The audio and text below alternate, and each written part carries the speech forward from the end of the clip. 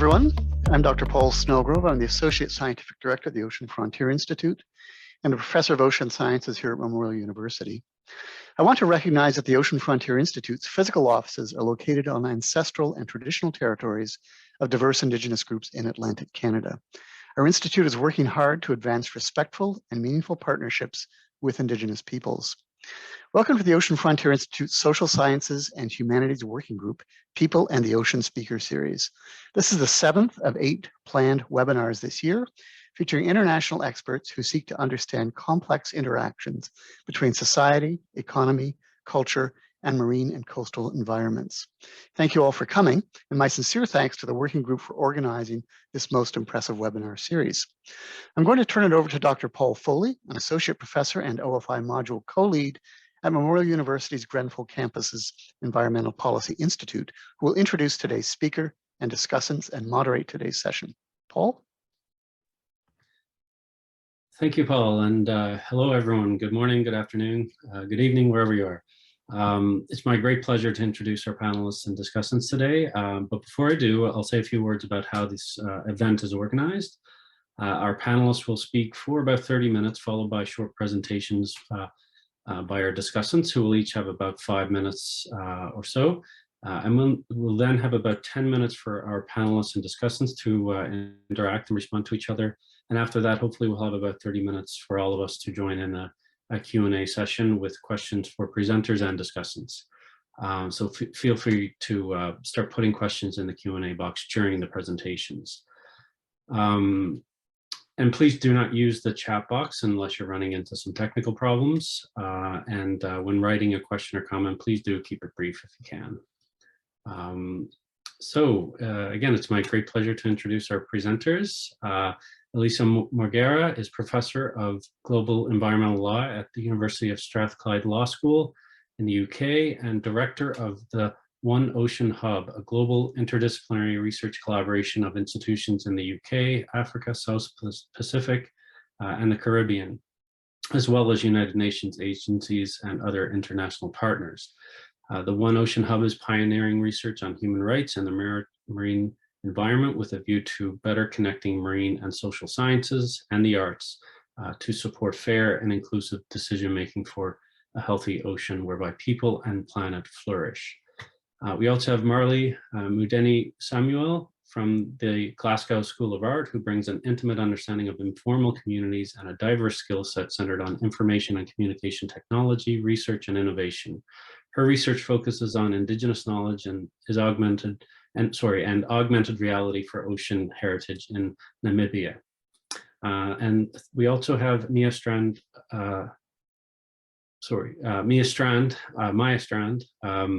who is from Nelson Mandela University. And Mia is a social scientist whose current research interests include social justice and ocean governance and piloting arts-based participatory research in area-based ocean governance contexts to co-produce knowledge with indigenous and local knowledge holders to inform more inclusive ocean management. Really excited to hear about what the three of you have to talk about. And our two discussants are Dr. Pam Hall and Dr. Tani Pryor. Dr. Pam Hall is an interdisciplinary artist and scholar whose work has been exhibited across Canada and internationally. She's the creator of the multi-year, multi-chapter art and knowledge project towards an encyclopedia of local knowledge. And Dr. Tani Pryor is a Killam postdoctoral fellow with the Marine and Environmental Law Institute of the Schulich School of Law at Dalhousie University. Dr. Tani's research focuses on global environmental governance, international law, Arctic and ocean governance, and the gender environment nexus. She co-leads Women of the Arctic, a nonprofit association based in Finland, whose mission it is to raise awareness of and support for and maintain a focus on women's and gender-related issues in the Arctic. Thank you all for taking the time to share knowledge with us today. Alyssa, over to you.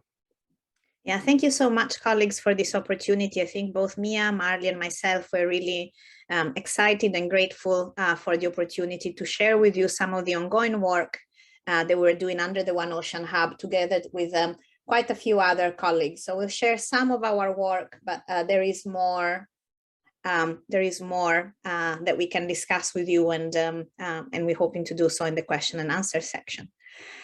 So we're hoping to focus and explore with you the potential of bringing together law, and in particular human rights, and the arts in ocean research, with a view to then supporting more integrated and more inclusive ocean governance.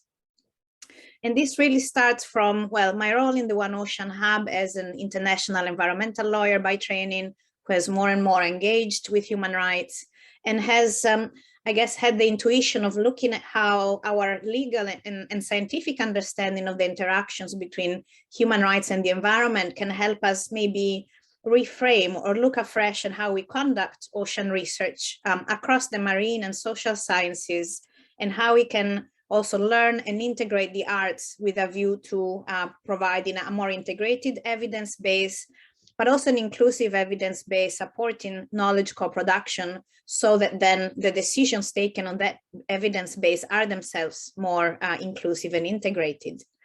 And so Marley, me, and myself are part of a really broad collaboration of researchers, over 120 researchers from across the marine and social sciences, law, and arts, who are collaborating particularly in South Africa, Ghana, and Namibia, but also sharing knowledge internationally with UK colleagues and colleagues in the Caribbean, South Pacific, very much to understand to what extent we can use the insights arising from human rights to help us shape as much an integrated evidence base through ocean research, and how much ocean research itself is the place where we can pilot, I think, more inclusive approaches that can be taken up in ocean governance, in the decision-making, in the assessment of environmental impacts, in marine spatial planning, and all other in legal courts, and see how we researchers should be the first one to test on ourselves and call upon ourselves to develop new approaches that are truly generative, transformative, and inclusive. And so just to give a snapshot of what the One Ocean Hub, it started with a work package 0 that was very much led by social scientists and artists in trying to understand what were the key questions that were arising, particularly for indigenous and local communities in South Africa, Ghana, and Namibia, and how we, as researchers coming in with certain, prior work and knowledge, will be able to respond and develop the research with them. And that fed and was speaking to our understanding of, existing understanding of human rights challenges in relation to the conservation and use of the ocean, but also bringing much fresh thinking and new insights into the environmental injustices that were faced, and in what ways they could be framed as human rights violations.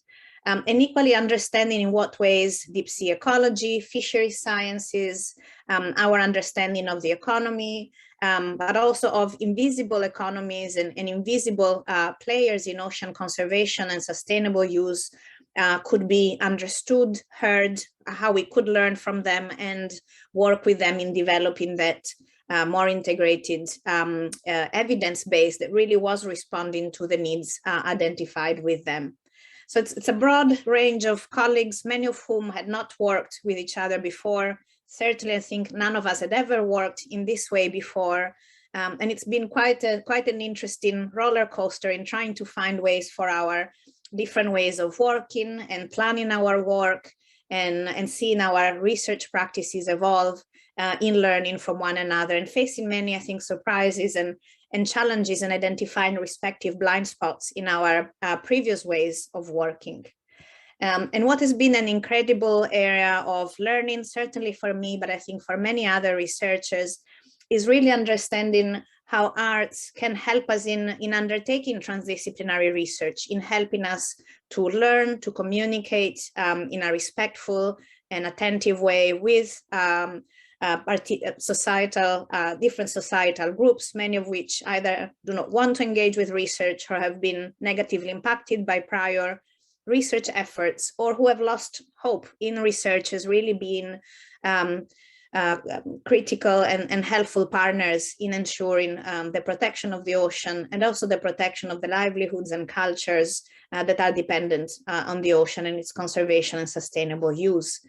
And so what we've been trying to identify together with colleagues is how we can co-develop some of the existing tools in ocean science, be that maps and modeling, but also finding ways to challenge those approaches, which in themselves may be quite exclusionary, and how we can open them up to different knowledge systems, to more participatory approaches, and to that overlayering of multiple understandings of the ocean, including spiritual connection, cultural connections, and other aspects of knowledge systems that are not the ones we were bringing in as academics.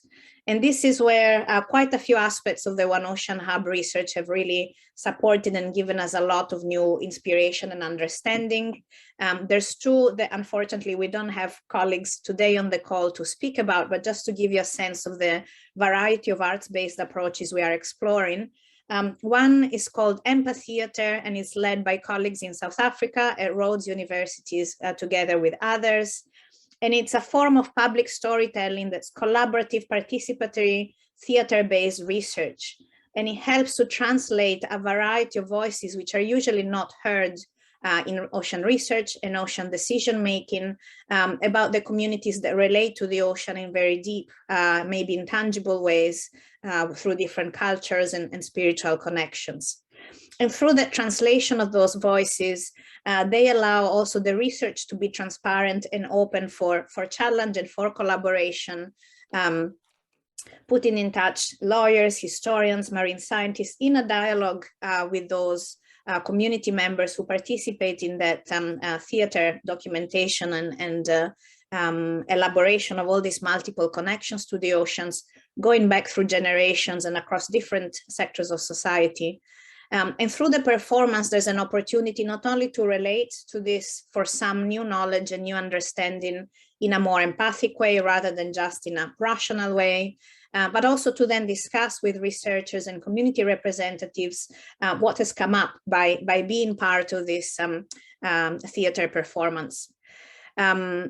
And quite a lot of and then the performance themselves and the discussions that arise from them become part of our own research. So it's a very iterative process of through art engaging with multiple sources of knowledge and discussion and different stakeholders, and then bring that back, all those insights back into different areas of research. The other aspect of the hub, which is really interesting, is an innovative fund, which we are managing. It's called the Deep Fund, and it provides for funding directly for community artists or communities interested in leading art-based research. And it's another way to convey and to share more broadly hidden or misunderstood or little understood connections with the ocean, and to elicit emotional connections to others who may not have such a close relationship with the ocean themselves. It's also a way to protect ocean cultural heritage and support creative economies. So why does this matter from a human rights perspective? Why it is important to connect this work and ocean sciences to human rights?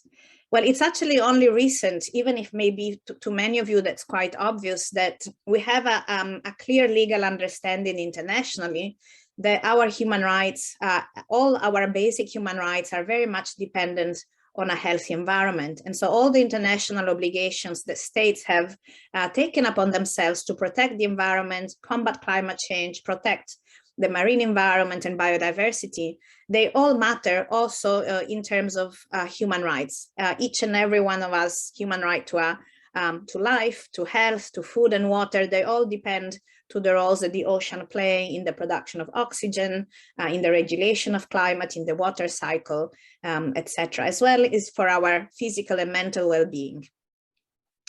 And that also means that human rights provide us tools, including particularly legal standards in terms of participation, that show how states need to ensure transparency and openness in the decisions that are taken on the ocean, because those decisions do matter for our own essential well-being. And so what that means, the understanding that has been captured, particularly by UN Special Rapporteur John Knox in his framework principles on human rights and the environment, really provide a snapshot of all the procedural and substantive aspects that everybody working on environmental protection, including those involved in the protection of the ocean, need to take into account our responsibilities in contributing through ocean conservation and sustainable use, also to the protection of human rights. And we can rely on human rights to support our own work as well. We can rely on human rights standards related to access to information, participation in environmental impact assessments, access to justice, when we see that ocean science is not taken into account, for instance, in making decisions on the conservation and sustainable use of the ocean. And that's not just something that governments have responsibilities for, but increasingly internationally, we also understand the business enterprises have their own responsibilities to respect human rights. And you can just think about the plethora of private actors engaged in ocean uses, from mining, fishing, transport, all of them in making their own due diligence in terms of ensuring sustainable approaches to the use of the ocean, also need to include an understanding of potential human rights implications from the conduct of their business operation. And that matters at the level of national states, but it also matters in terms of international cooperation. And so also in UN fora, when we discuss the ocean, including, for instance, the UN negotiations on a new treaty on marine biodiversity of areas beyond national jurisdiction, this relationship between a healthy environment, and particularly in our case, a healthy ocean, and human rights need to be a key consideration to evaluate whether our efforts are sufficient or not to protect the ocean. So as I said, that human rights do help because they really clarify what legally states, governments, and others are required to ensure for different members of society, and particularly groups or individuals who may be particularly affected negatively in their human rights, need to contribute to understanding what the threats to the ocean are, to understand what kind of research gaps there are, contribute to maybe define those research gaps, and also be able to challenge decisions if these don't appear to be sufficiently taken into account, the implications for their human rights. And I think what's interesting in these international discussions is that we're also understanding much more that children are themselves critical human rights holders who have an interest, and in fact are the most affected, and for the longest time, by any poor decisions we might take on the protection of the environment and the protection of the ocean. And often in an environmental arena, we think about future generations as something that's quite abstract and for which international obligations are not clear. And in fact, that connection with the rights of the child who are, come every day on this planet and become the new generation, actually show that we have clear, existing, and quite specific legal obligations around how our decisions on the environment and the ocean also need to take into account the specific vulnerabilities and needs of children. And for that reason, they need to be also open for children to understand and have a voice in. And that also means, I think, that our ocean research needs to be able to respond to children's needs and be open for them to contribute and benefit from. That said, I think for how much this is an exciting time, I think for environmental lawyers and human rights lawyers to come together, there is still quite a lot of understanding that we still need to develop when the marine environment comes into place. A lot of the thinking and practice on human rights and the environment has really occurred in the realm of terrestrial biodiversity, land protection, more and more climate change, as many of you may be aware. But the ocean comes with a lot more uncertainties. Clearly, we have big knowledge gaps around particularly the deep seas, but even in terms of the more immediate dependencies of human well-being from the ocean, the fact that the ocean provides half of the oxygen we breathe is so important for climate regulation. All the many ways in which we depend from marine biodiversity, those are not as clear and as widely understood issues in that relationship between human rights and the environment as they should be.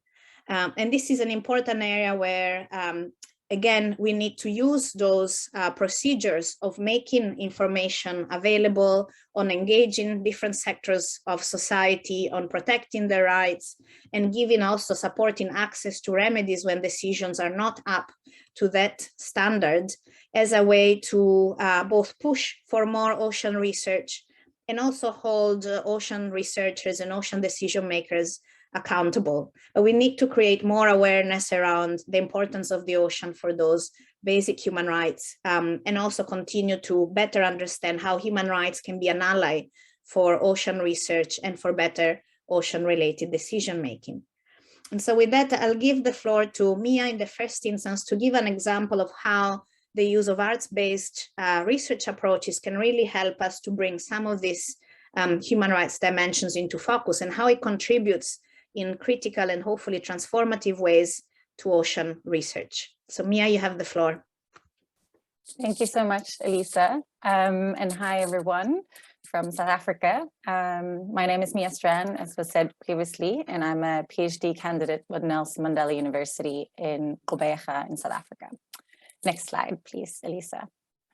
So my research project has really been focusing on how we can use arts-based methods, more specifically photography and storytelling, to co-produce knowledge for more inclusive ocean management.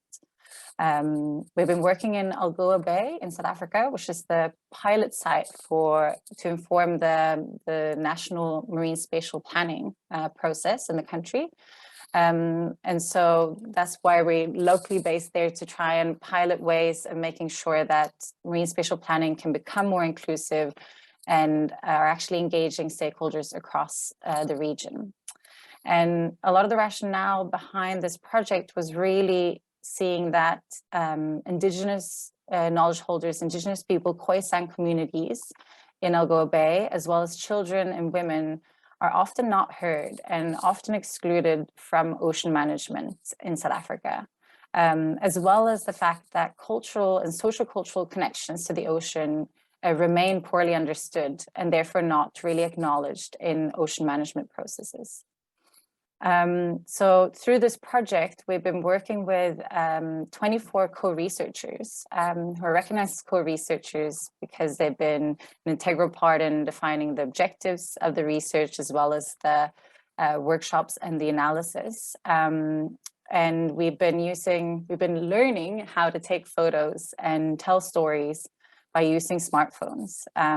Because I'm not an expert, we've had a photojournalist and a podcaster to come and teach us ways of telling stories and showing our relationship to the ocean through photographs and storytelling. And the co-researchers have been a broad group of people, including indigenous representatives, subsistence and recreational fishers, traditional healers, and youth in Algoa Bay.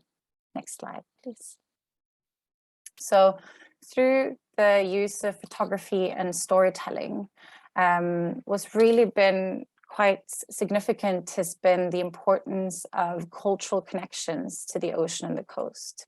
And what we find is that these aren't really recognized in current ocean management, and really not in the plans for the marine spatial planning that is being produced at the moment. And we found that particularly spiritual healing and spiritual connections to the ocean and the coast is super important for people living in Algoa Bay, specifically because in Nguni traditions, the ocean is seen as the realm of the ancestors, or where people come to connect with God.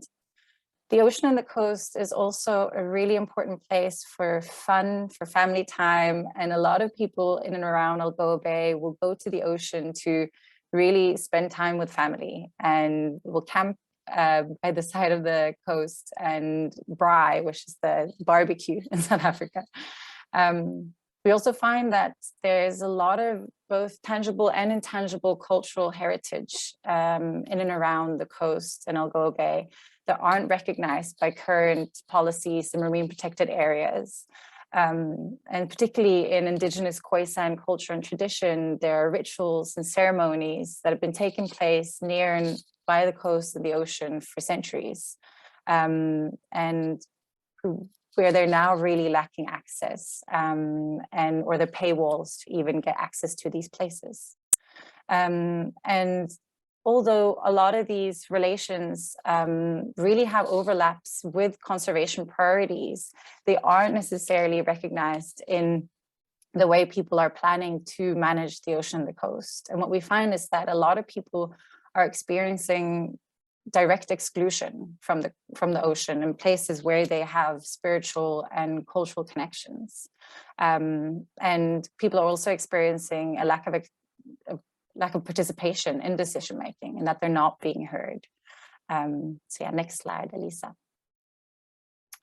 So what we've been trying to do as well through this project is conveying, for co-researchers to convey their own stories and connections to the ocean and coast by organizing an exhibition of the final photographs and stories, where the co-researchers have presented their knowledge and their stories, their experiences, cultural connections to local managers, policymakers within the marine spatial planning sector, conservation authorities, and as well as heritage and industry management. And together we came to kind of reflect on potential pathways of making sure that these cultural connections and knowledges are better reflected in ocean management in Algoa Bay in the future. Particularly, we've been looking at potential to designate zones for cultural practices or creating an indigenous and local knowledge association that can in the future sit on a national marine spatial planning working group.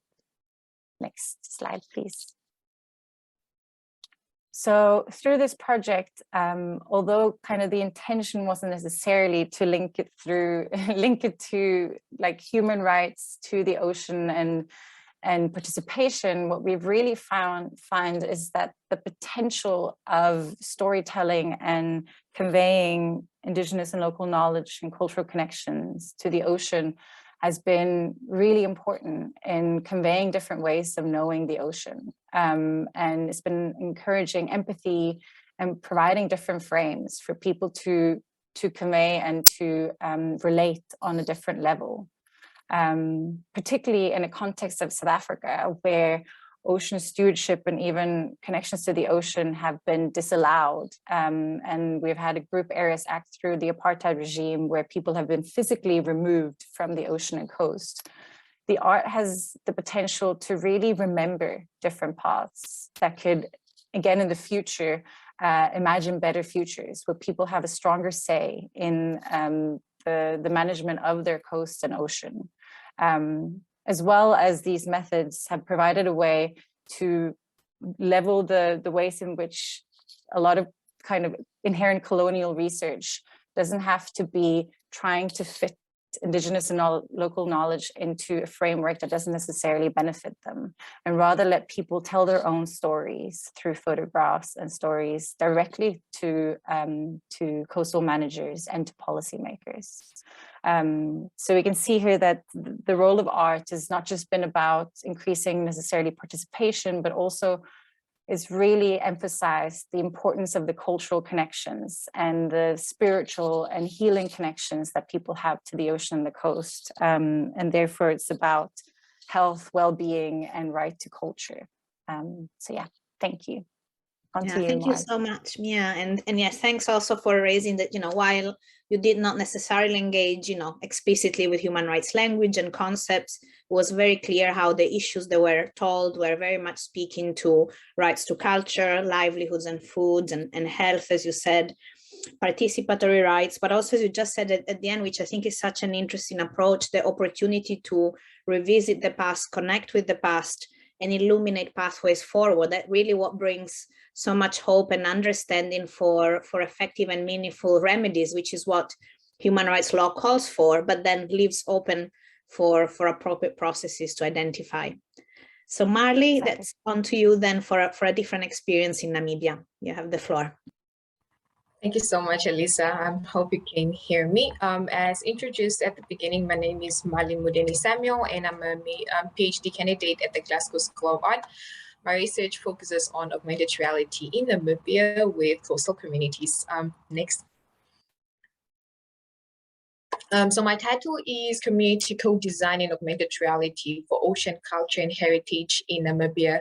The research is being conducted with coastal communities in the west coast of Namibia, namely Swakopmund and Wafish Bay. And the participants are community members, students, teachers, informal traders, community advocates, and more. So why did I embark on the journey? That was with an aim to reveal cultural connections that Namibian coastal communities have with the ocean, but further understand how the core research participant, how their ocean experiences shape and contribute to their livelihoods for the purpose of preservation. I'm going to be talking about the purpose of preservation and the method of preservation in the next slide. Through the research, we found that coastal communities definitely do have long-standing cultural and emotional connections with the ocean, and they can continue learning and benefiting from their connections for sustainable livelihood and to improve ocean conservation. How so? So, for example, some of the participants they are called seashell collectors. They go to the ocean to collect seashells, and they create jewelries with those with the seashells, and the jewelries that they create are actually of cultural benefit to one of the tribes in Namibia. Very, very important, because at all big events, people have to then wear, especially women, they need to wear those jewelries to represent either womanhood or a child that is being born, or a lady that is now getting into marriage, different representations. And these are some of the connections that the participants, especially the seashell collectors, have with the ocean. Next slide, please, Elisa. So the research is working to capture ocean connections using augmented reality. Technology over the years has played a big part in supporting proactive endeavors that safeguard and protect tangible and intangible cultural heritage. Thus, together with the coastal participants, the research explored augmented reality to capture the community's existing knowledge and to reveal the intimate connections that coastal community members have with the ocean. So we used augmented reality, but what happened was that the participants then brought to the workshops, because the research co-design process happened over a process of 4 months with 12 workshops.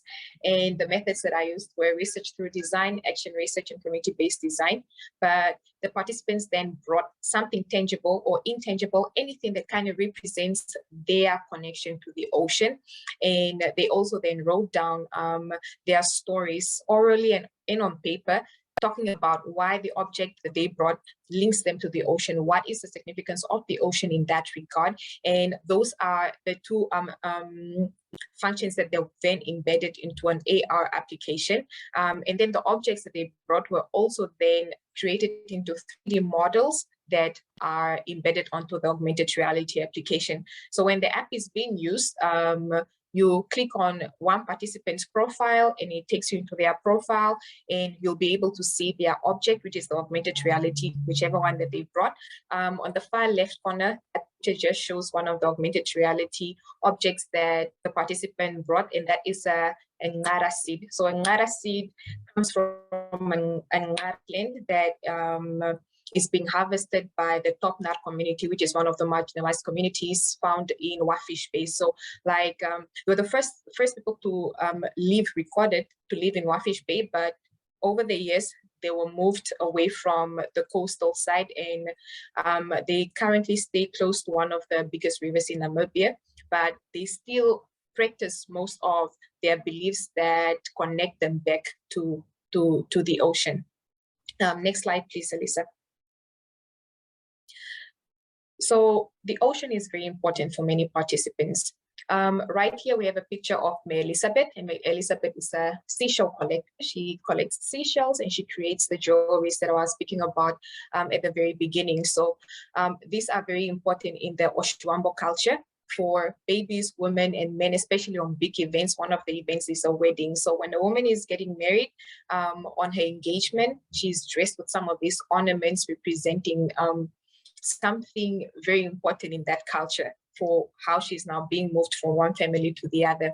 And here we have a fisherman who woke up early in the morning to go and fish, and he puts then his fish in that bucket. He either takes it home for sustenance for him and his family, but then some of it he also sells. Down here we have Meg Katrina. So Meg Katrina is an ocean artist, and she uses as many products of the ocean to create art. So right here, she created what she calls a Christmas tree, and then she decorates it with recycled cans that she puts on it. She can also dabble with it being a jewelry stand. These are the parasites I was talking about. And then one of my participants, Mejizola, says she has a fish tank. And right here, they just talk about why the ocean is very important to them. One of the quotes says that the ocean and the beach can heal the sick and gives hope to the hopeless. Another one says that I connect with the ocean through the seagull. Seagull survives from the ocean, and just like me and my community and generations before us, we survive from the ocean through its minerals and the fish. The ocean is more than just a body of water for a lot of coastal community members. So it represents life, healing, sustenance, peace, and balance. Thank you very much.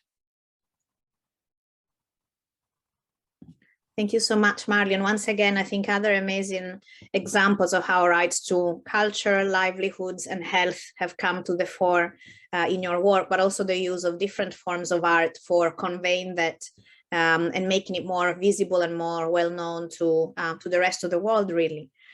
So I will conclude now just with a few reflections about the benefits that we have as researchers, but also our partners interested in ocean policy have gathered through this engagement with the arts.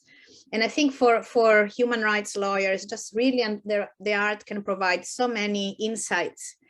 First of all, it can provide approaches that are more responsible and respectful of indigenous and local knowledge, and maybe new ways, more inclusive ways for including that knowledge in our research efforts and in decision making.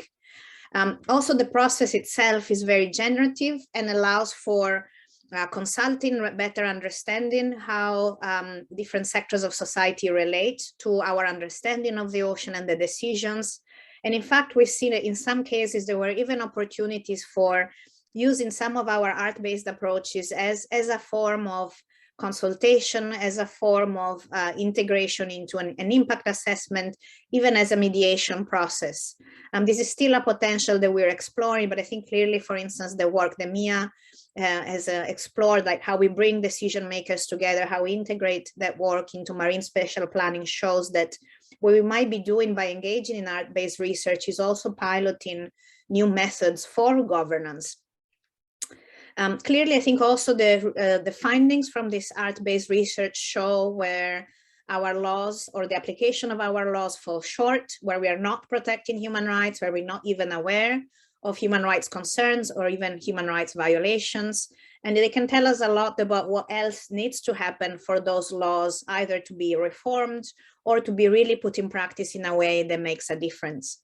And all of that also shows how this, any legal requirements for the protection of the marine environment or the protection of human rights really are not live, are not meaningful unless they're embedded in an ongoing dialogue where iteratively learn and understand what needs done. At the same time, I think there is potential, which we're still exploring, for human rights to be there in support of the findings arising from this art-based research, showing the legal relevance of these findings, the fact that the claims, which may be long-standing claims that haven't been heard, are actually already backed by law, are in fact already something that governments should have been doing for a while, and really showing how concerns around justice are very much backed also by our own other forms of marine science, as well as other areas of law. And hopefully the law can also provide pathways for our co-researchers and their findings and their concerns to be integrated in decision making. It can assess what are the existing opportunities in the legal system to take certain findings forward, to embed certain good practices into existing requirements, say, for participation or, for instance, for use in courts. And I think one of the also exciting aspects is that once we bring arts and human rights together, we can see how that can support learning about the ocean across scales.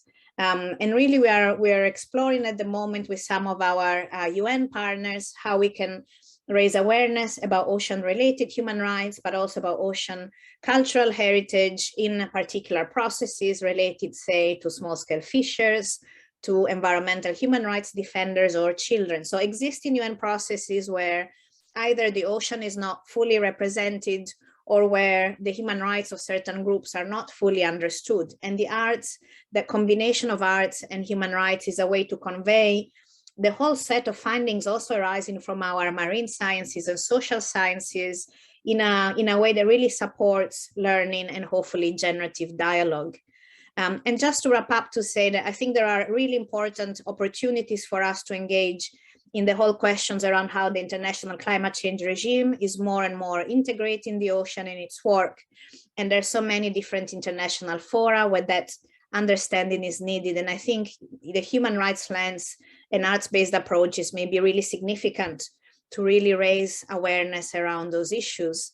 And equally now in the question of ocean plastics, new UN negotiations, which will start later this year on a new treaty on the full cycle of plastic. I think once again, it's an area where the human rights understanding and the arts-based approaches can really bring an important evidence base to the fore. And I think key messages which we're hoping to bring to the UN Ocean Conference, and I think hopefully embed in the UN Decade for Ocean Research, really understanding how human rights and arts have that potential to integrate all our efforts around ocean research, as well as to maybe refresh and reframe our current approaches to ocean governance in ways that are more truly integrative and inclusive. So I'll stop there and very much look forward to questions from colleagues on the webinar. Wow, that was absolutely fascinating. Thanks, Alicia, Marley, and Mia. It's over to our discussants now. Over to you, Pam.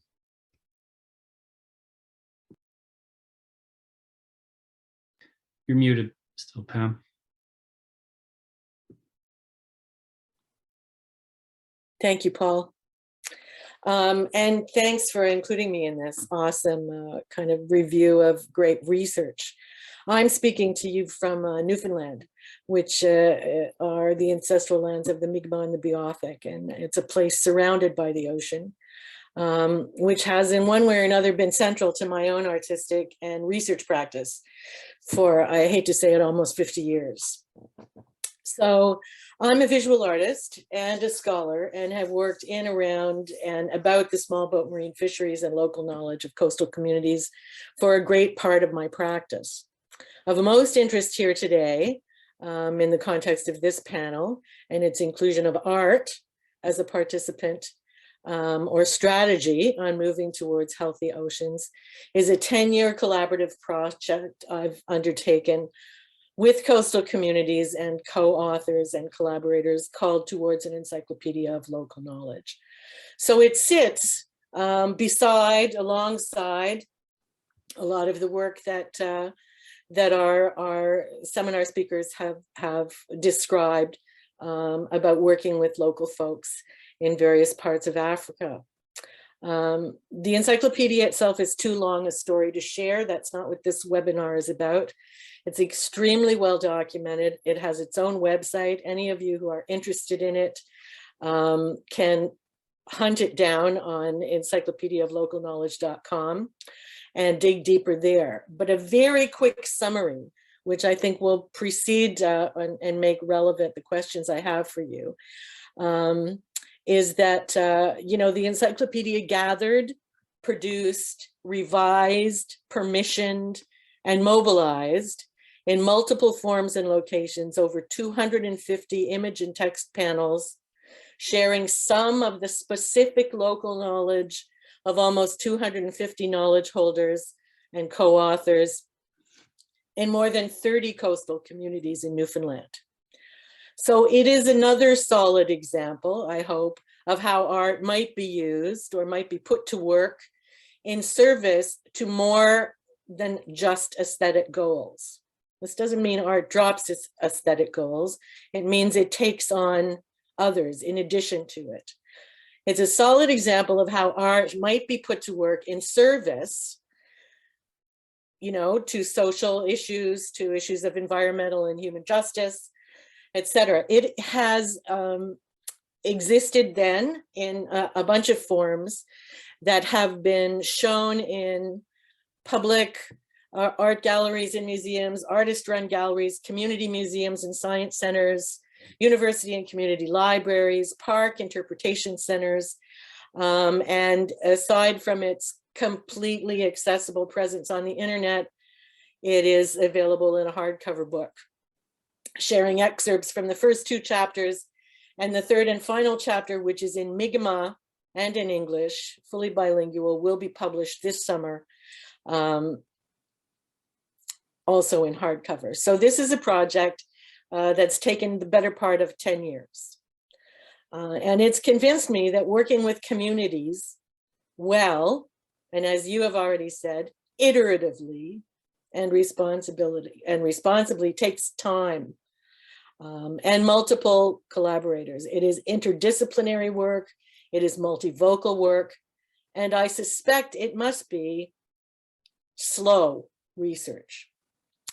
So I am most interested in the roles and practices of art itself in these locations. It's not that I don't care about human rights, but I am more interested in how art is being called into service in situations outside of the white cube or the gallery, in reclaiming some of the contributions it might make towards community resilience or engaging the climate crisis, or future building in actually a more than human world. I know you're preoccupied with human rights, but one of the things I've learned with, my community co-authors is that there are more than human rights operating in and around the ocean world. So as a practicing artist, I'm most interested in the methods and the ethics of those working directly with the knowledge or the creative expression of others, of your people, your co-researchers, as you describe them. I'm also interested in the artists working as members of interdisciplinary teams. I'm interested in whether artists are working alone in non-art communities, and I'm especially interested in the collaborative strategies, training, if any, community engagement practices and protocols of those working in locations like the ones that you have described and like the ones that I have worked in myself. So for me, what I'd love to throw into the thinking process is less about the what and more about the how. And how are projects introduced or situated for their participants in communities? Who are the artists involved and how were they engaged in guiding the process and setting its protocols? What are their trainings and experiences working in vulnerable or not vulnerable communities? How is the work itself developed, whether it's photography or theater or, art that goes on the wall? How is it created, mobilized, preserved, permissioned, shared? Who owns the intellectual property? What strategies can we share to open dialogue or encourage and enable local participating collaborators to own the work, to use the work, to become iterative in their own relationship to what their knowledge to how their knowledge has been revealed and shared, right? So how are the legacies of these kinds of projects, whether you want to call them artists working in communities or arts-based research methodologies, how are those legacies going to be developed and pursued? How do we create structures and procedures to better hear and see local knowledge, indigenous or otherwise, human or otherwise? How do we share more depth and detail about these questions of practice, of how, indeed might be the focus for an entirely new presentation because it's big and it's dense. But certainly those are the questions of most interest to me as another artist who works in and with and alongside coastal communities. That's me. Wonderful. Thanks, Dr. Hall. Great questions. And over to Dr. Pryor. Hi, everybody. Thank you so much for the invitation to listen to the presentation. And I'm glad I'm following Pam because you covered a lot of questions that I had written down. Elisa, Marley, Mia, this was fantastic. I really enjoyed it, especially because I do interdisciplinary research, and this is so inherently interdisciplinary. I myself am not a lawyer, but I'm based at a law school, and I do global governance research, mostly focusing on the Arctic, and have done some work with artists through an organization that I run with some colleagues called Women of the Arctic. And in listening to you, I'm reminded of some of the challenges that we have faced as non-artists trying to bring in artists on grant applications that we've worked on, and truly trying to do a research project or an artistic project that is collaborative in all sense of the word, where you're actually building the questions together and trying to find answers together, which I realize is very difficult. So I'd be curious to understand how One Ocean Hub does this, and how the 120 people that you work with have found this experience, and how you plan to move forward after maybe this funding round is done. There are a few maybe other projects that I wanted to kind of point to that your work reminded me of.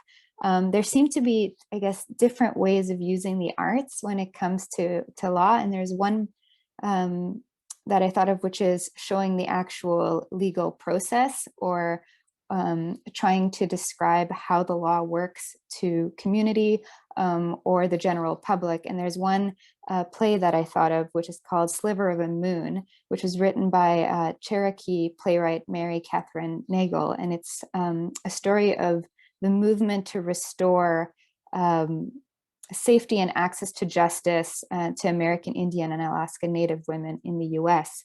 And this was performed both in community, so in communities in Alaska, for example, but also performed at the UN for ambassadors and for decision makers.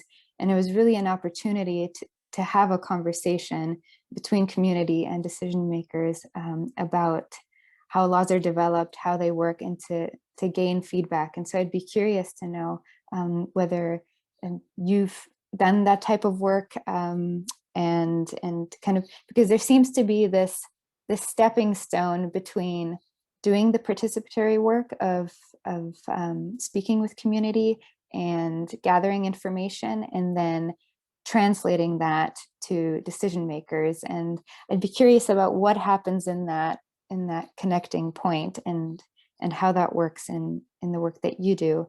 Another example would be using arts as a form of healing. And I think you've described this a little bit or Marley, I think, described this in one of the projects that you've worked on in terms of healing from human rights abuses. And so in an Arctic context, I thought of another theater piece called Nomadic Woman, where a playwright worked together with a Inuit, I guess, community, but specifically with one Inuk woman who had been taken from her home as a part of a colonial re-education program and been taken to Denmark. And so trying to process her challenges that she faced in losing her identity, and trying to bring her back to Greenland and have these conversations in Greenland with other community members. And so again, it was kind of discussing human rights issues and human rights abuses, but through an artistic form. It also, if I understand correctly, you seem to fund certain types of artistic projects through a fund that you have. Maybe you could speak a little bit more about this, because in that case, it seems to be more bottom-up led, where people can come to you to point to issues or human rights questions or concerns that they have, in order to then work with scholars or legal researchers or lawyers. So I'd be interested to hear about that. And then finally, it seems like there's also a way of translating the research that you do through arts in community. in a more approachable way. And again, this is a bit different from the legal practice and the legal process and translating that to people, but in getting community members to know what researchers in this project do through the arts. So maybe these are 4 things to kind of to point to and that we could think through. There are many people on this call who have so much knowledge in law, so I'll let them ask those questions. Excellent. So many great questions, and I'll put it back to Elisa, Mia, and Marley for a response and a conversation between the discussants and participants, or panelists at this point before we move to open questions. Thank you so much, Paul. I think I'll start just in terms of some of the questions and reflections by Pam.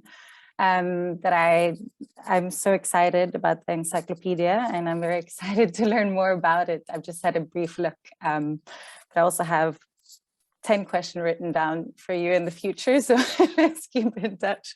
But in terms of process and in terms of methods and, you know, the ethics around everything in the work, my project has been extremely explorative. It's been going in, literally having multiple conversations and workshops, and really, it's been really slow with indigenous community representatives, with subsistence small-scale fishers, with what's called sangomas, so traditional healers in Guni traditions, with people, with youth, with organizations working with youth and working with kind of subsistence fishers who are often not even recognized as such because of a new law in South Africa, which separates fishing rights. And then it's been exploring together, how would you want to share your story, if you want to share your story. And I'm not an art historian, I'm not an artist, I'm a social scientist who just basically mainly been working on gender rights research and ocean governance. And so when people wanted to share through storytelling and even through photographs, as this was an opportunity, we brought along not artists, but we had an art historian who's a lecturer at a university to tell us more about the opportunities of art, and then to teach us about specifically taking photographs and telling stories. We actually had a photojournalist who teaches NGOs and community engagement practice people to very basically, this is how you take your photo and this is how you can record your story. So in this research project, we haven't engaged artists as such because we've been recognizing all the co-researchers as artists in and of themselves. So whatever their stories or their knowledge or their photos, if they wanted to take one or be in a photo, we've already seen that as the art process in itself. So it's more about in the process of taking photographs and telling stories rather than having an artist coming in to share or to orchestrate. So it's been a very kind of a social learning process with the art historian, the photojournalist being there to answer very practical questions, but really it's been about exploring ways of taking photos or sharing the photos or stories that people wanted to share.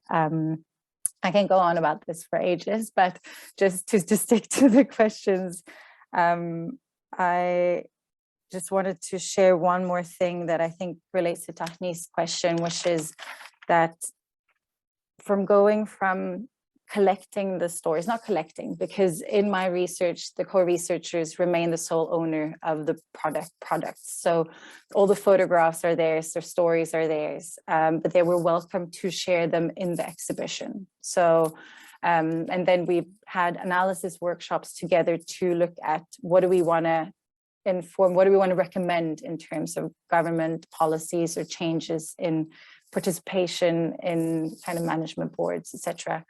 But it's been very important that all the knowledge holders remain the sole owner of the knowledge products. And what has been amazing in terms of that process of kind of the the stories and the photographs versus the translating into the results and working with governance and policies and management has been that me as a researcher have just been a facilitator to create that conducive space and environment through the exhibition and through the workshop. So in the exhibition, all the co-researchers were there to themselves show their photographs and their stories directly to marine spatial planning authorities, to conservation authorities who are very involved in management of the coastal area around Algoa Bay, as well as heritage management and kind of more local management, because we have district, provincial, municipality,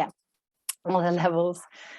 So it's been more about facilitating that space of engaging and learning. And then we had a workshop where everyone came together to look at what are the practical recommendations what are the practical solutions or recommendations we can think about together when we've all learned so much. So it's been kind of a shifting the participatory approach in terms of it's also been for the managers and the local politicians to also, co-learn and co-think about possible pathways, as we like to think.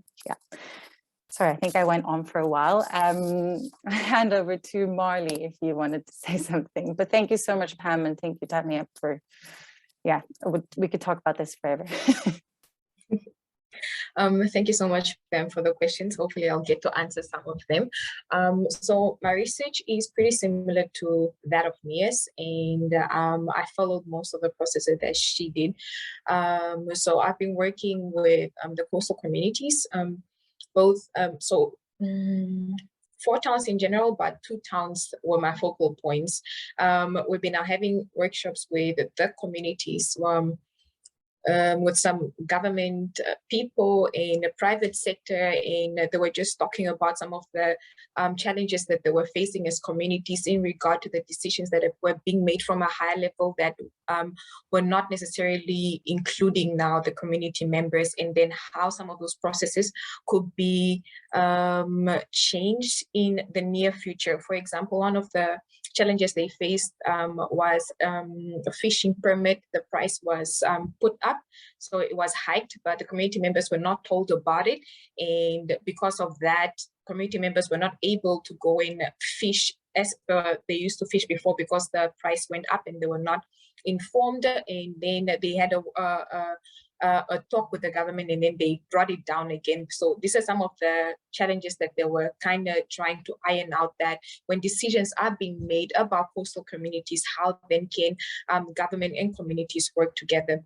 But in regard to the research that I'm doing, my product is an augmented reality. So it's a phone application, and the participants who are my co-researchers have full right to it. So it is theirs. So they have it in their phone and they decide to do anything that they want to do with it. So most of them have expressed that it's a platform that they would like to use to teach kids about the ocean, teach kids about some of the cultural traits that they have, so that some of the cultural traits do not die out. A very good example I was talking about is the jewelry making. One of my co-researchers was like, she's very sad to see that many young girls are not taking part in the practice of creating some of these ornaments, and if she would like more girls to learn about it, how it's done, why it's done, and why it should continue being done. And in her opinion was that the app could maybe do that for the community, could go out there for them. So we then huddled down in a series of workshops just so that we can create the application together with them. And then we thought together, so how are we going to then represent the objects that they brought, or the objects that connect them to the ocean? And that's how augmented reality came into it then. So we just took pictures of the objects that they brought, and those are the pictures that were then remodeled in a 3D creation that is embedded in that application. But the rights are theirs, and they decide to do what they want with the app.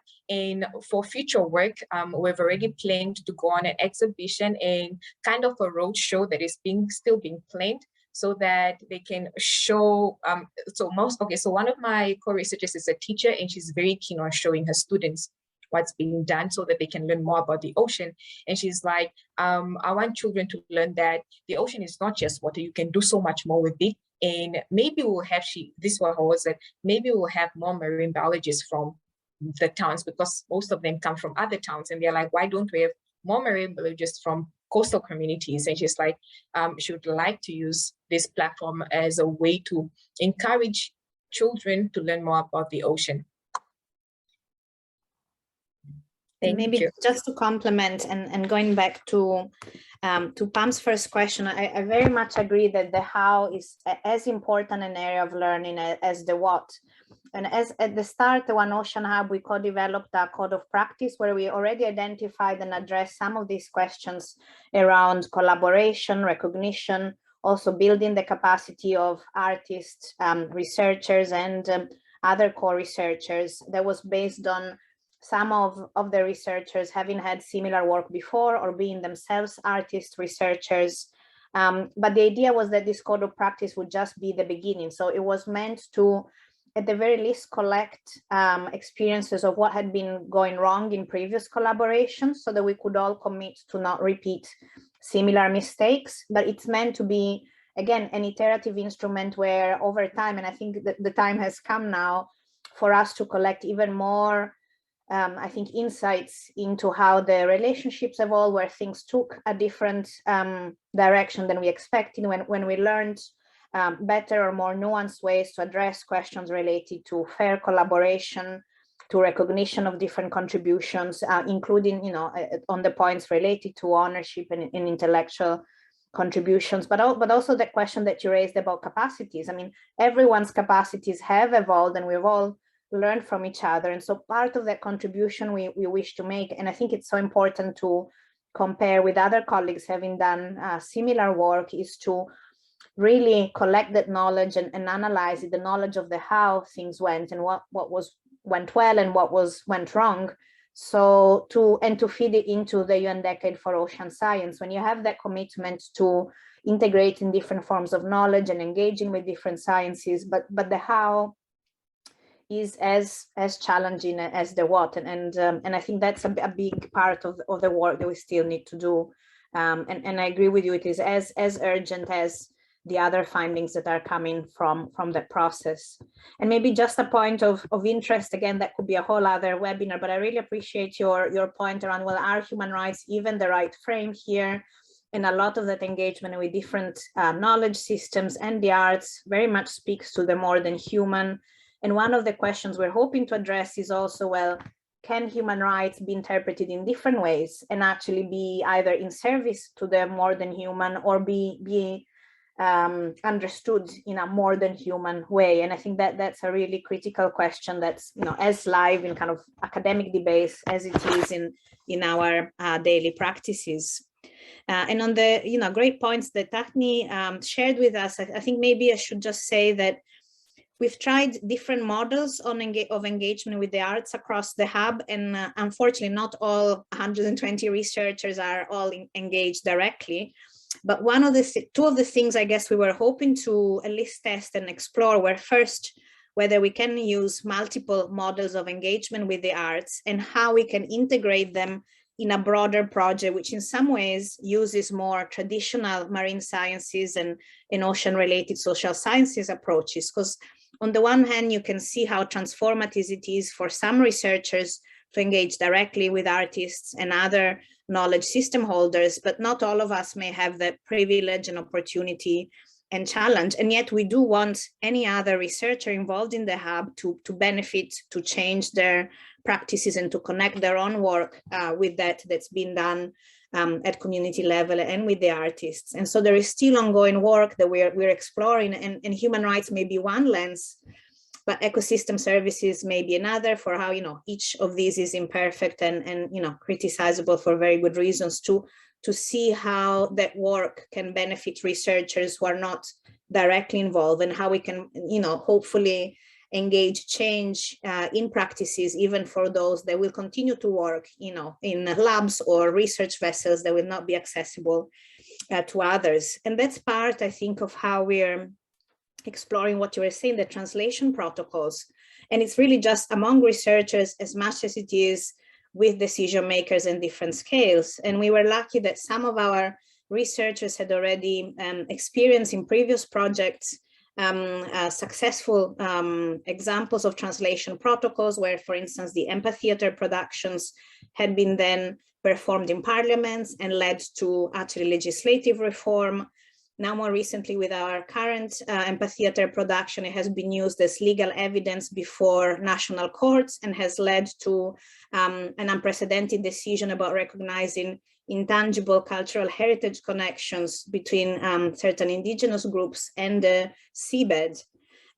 So that, and I think some of it might be serendipitous, some of it is something that builds on experience. And again, there's quite a lot that I can't speak, unfortunately, directly because I'm not so intimately involved. But again, I think it'd be really important to capture, share, and compare, with other regions and other researchers, because I think those translation protocols are really crucial for us to understand what may be replicable in other circumstances. So hopefully that answers some of the question, but thank you so much. I think they all hit important points that we hadn't been able to address in the presentation. And hopefully they all show that we can continue, hopefully, these conversations in the future, hopefully, and feed that into the Young Decade for Ocean Science, so that others who don't have the privilege and the opportunity to do this kind of research can consider that. And as I think, as you were saying, Tahni, it is hard to integrate artists in ocean research grants, and whoever has managed to do that and whatever has been learned should be shared so that others are not intimidated or even put off from even trying, but also can do so with an understanding of how to do that in a respectful and constructive way. Great. I'm just looking at the time where we would open it up to questions from viewers. In my Q&A box, I don't see anyone. If anyone on the line sees anyone, please alert me. But maybe just to build on that conversation while we wait for some questions, what would be some lessons that you could summarize in 2 or 3 key lessons, or 3 or 4 key lessons from your experience so far, and from looking at other models, for viewers who might say, well, this is a great approach to research and knowledge. I'd like to get involved, or reach out to artists, or reach out to social scientists, or connect and build new knowledge networks. What would be some advice that any of you would give? Maybe we can each share one. I think from my side, I think what's been the incredible research, the incredible lesson is that how much hope the engagement with arts has brought to long-standing ocean researchers who thought, all our lives have been devoted to conserving the ocean, and yet nobody's listening, and we don't see how we can break through.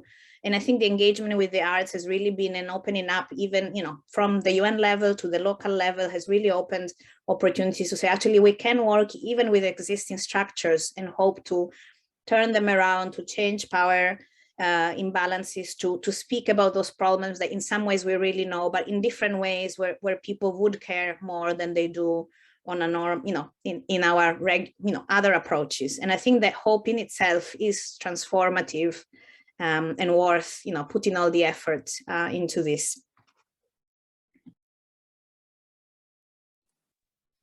I can go next.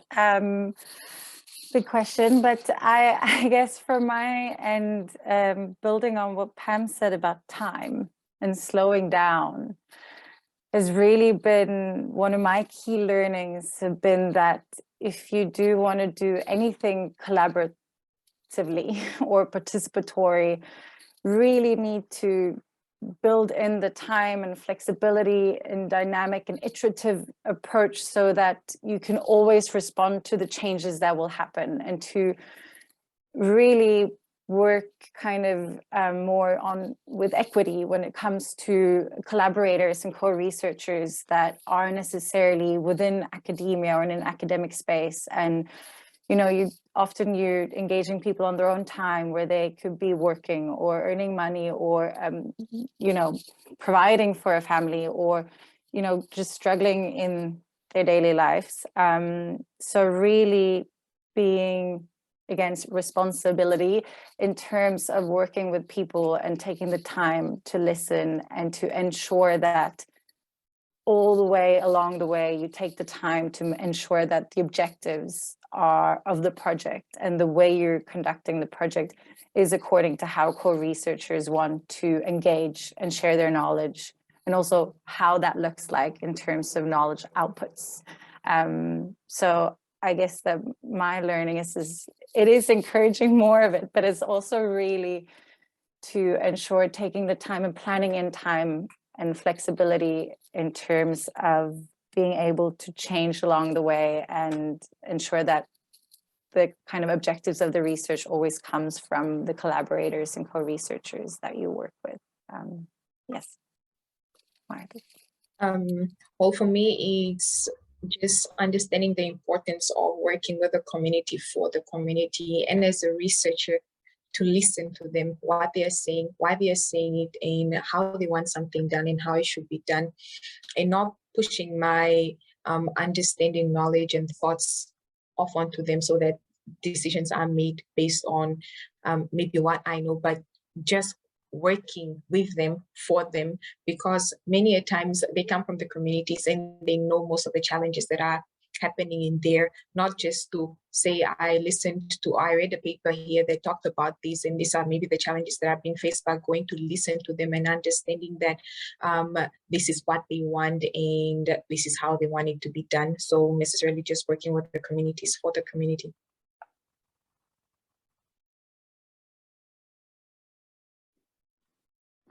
I learned a thing or two working for 10 years with folks in rural communities, and the last group of folks in an indigenous rural coastal community in Newfoundland.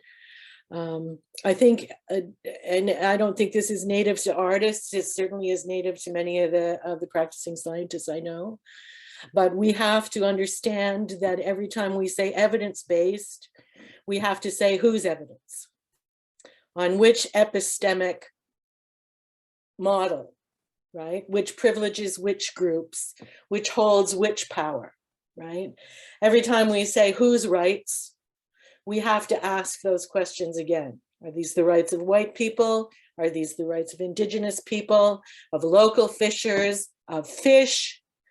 Where are all of those questions being parsed? And part of it gets parsed in conversations like this one with researchers who come from different disciplines. I am like totally committed to the idea that transdisciplinary sustainability methodologies are almost identical to my field-based research methodologies.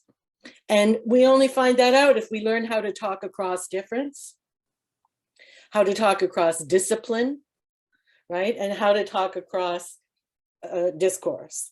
And I think that I loved the idea that something with the word art in the phrase suddenly introduced hope, right? And it's because the arts-based methods are not that different than science-based methods. It's just that we've been allowed to be more passionate about them. We've been allowed to weep and wail and rail and howl about the importance of how we engage with the world and how it's important enough for us to try and share it. I think that the answer is not just slow research, but it's inter or transdisciplinary research. There's no one way to know anything, and we have to welcome all of those ways of knowing to the large table. I learned that. Great. Tani?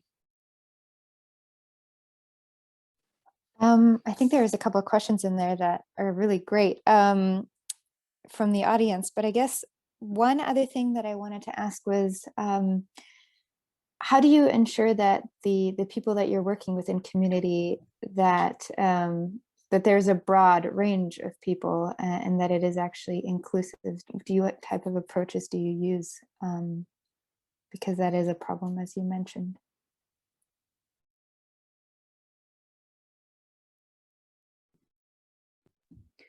And I see, Paul, there's two questions in the Q&A. Shall I take those as well?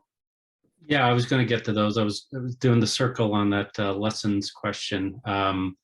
So we can come back to that one, sure. So the first question for the audience, if they can't see it, is could Elisa please expand on how funding for art was included in the Hub grant at a time when culture is sadly largely omitted from the SDGs, Sustainable Development Goals? Yeah, so that, and actually it's a point also to kind of wrap around the lessons that have been shared, is that we were lucky that our funder gave us a lot of flexibility, and that both allowed to build in that iterative approach, but also allowed us to, and we were called upon, we had a mandate to fill gaps in understanding the SDGs. And so as part of the grant, we had the opportunity to create flexible funds and use some of the money that we were awarded for awarding ourselves to others. And so we created the DEEP Fund, was one of these flexible funds with a view to having a more, not only bottom-up approach to artists and community members offering research and art contribution to the Hub, but also expanding that, not keeping the opportunities to do this kind of research to those researchers that had been able and lucky to connect with each other and become part of our collaboration and enterprise. So it was a way to open up and allow others to join in or do something different that could speak to the work that we did.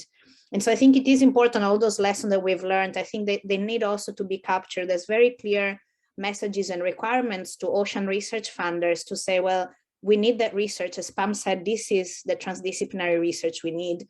And these are the conditions that need to be in place for us to do this kind of work. Because often, at least many of the colleagues I work with, they hadn't been able to do this kind of work before because they didn't have that flexibility. And sorry, on the point that Daphne raised, that I think that question, like, are we inclusive enough? I think that remains, again, an iterative question to ask ourselves and to, support others in asking. Again, what I learned from other colleagues, for instance, in the Empath Theater process, is the call and response mechanism, and that at each and every engagement with different groups, questioning and opening up the process in new phases to others. So I think that that importance of iterative also being iterative phases of opening more and more or questioning how open we've been is, again, really crucial. But there's more, I think, that the colleagues who developed the Flexible Fund, both in terms of research ethics and the approaches they took to allow truthfully a helpful system for funding can share, and they are in the process of writing that. So I can't speak for them, but I think there will another important how related learning that we need to share. Thanks, Elisa. Yeah, it's very important insight, because I think many of the funding models we're used to, you need to have the research design and everything sorted out. But with the research, transdisciplinary research and community building research, a lot of that, needs to happen with the community, and the research questions might not even be determined yet. So, and so funding agencies, I think, need to adapt to that as well, right? That's really great insight.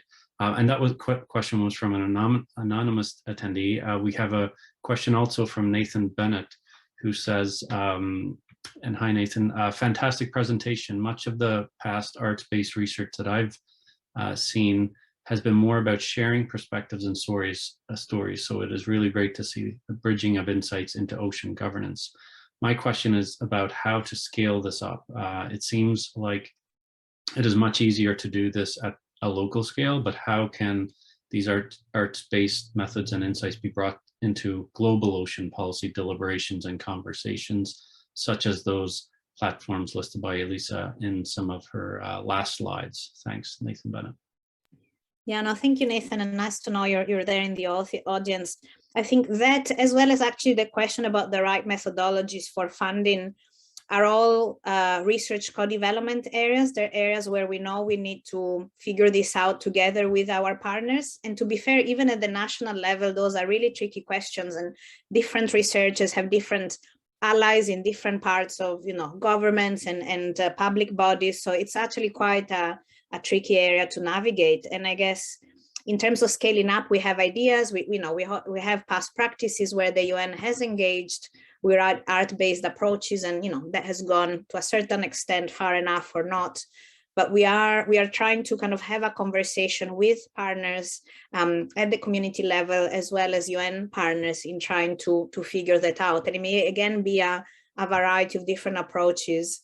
I mean, to be fair, it has also been quite a slow process. I mean, we've been quite derailed by the global pandemic and the fact that many UN processes and opportunities opened up online, but before we were even ready to go there.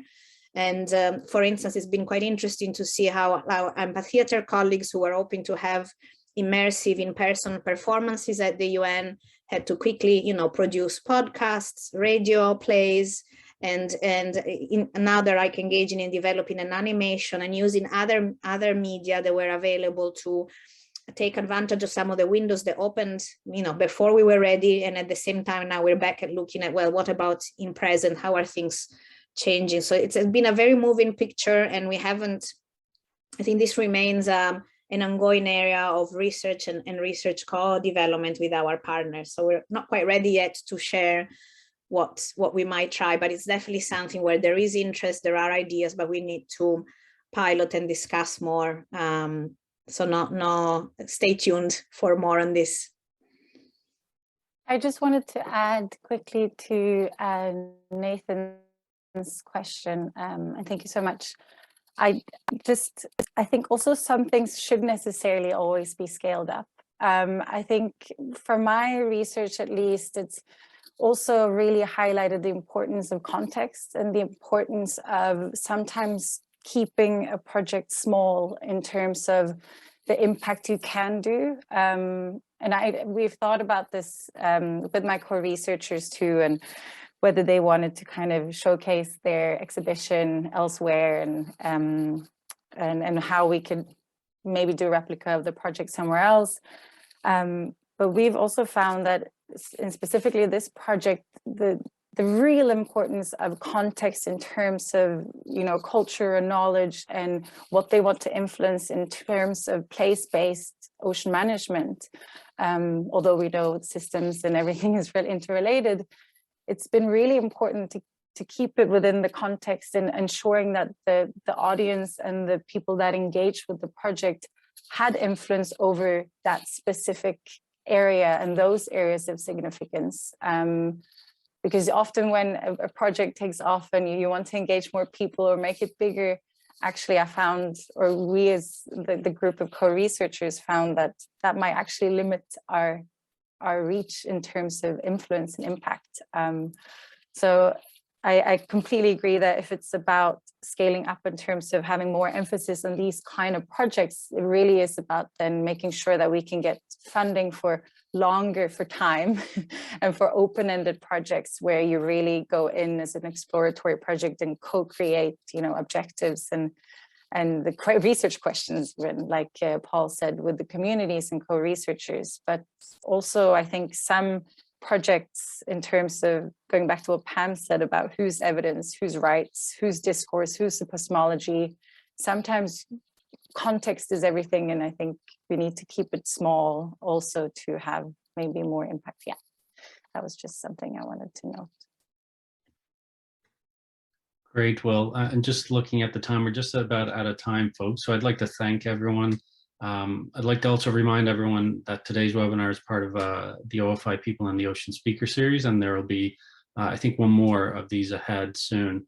So please stay tuned, and you'll be able to find out the details on the OFI website for updates on this series.